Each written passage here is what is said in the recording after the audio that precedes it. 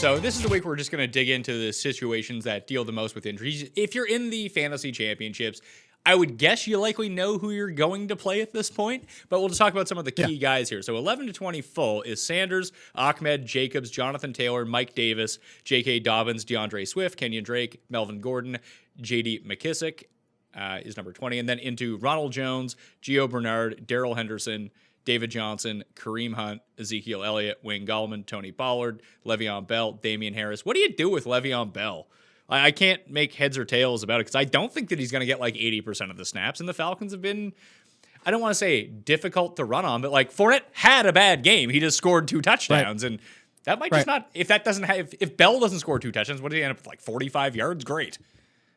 Yeah, so I wrote this in the waiver columns, and I've already got my sleepers and fades for week 16, and he's in the fade. I said he's a must pick up. You have to grab him, if nothing else, to block your opponent in the championship game. Because if he does pull Leonard Fournette, you're going to be pissed off to watch him score 2 touchdowns and 40 yards.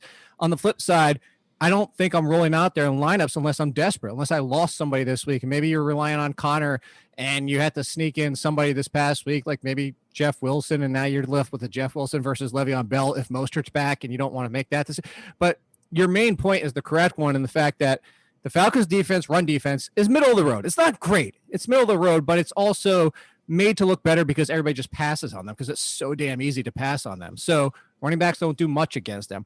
The second part about this is if Kansas City's passing a lot, Darrell Williams is going to be sprinkled in. So you got Darrell Williams in the passing game, which limits Le'Veon Bell's touch upside, which really comes down to what you just said is he's kind of going to be touchdown reliant in this game, which you would hope he gets in a high scoring affair. But this could be Patrick Mahomes just throwing for 350 yards and 4 touchdowns and barely any running back use at all.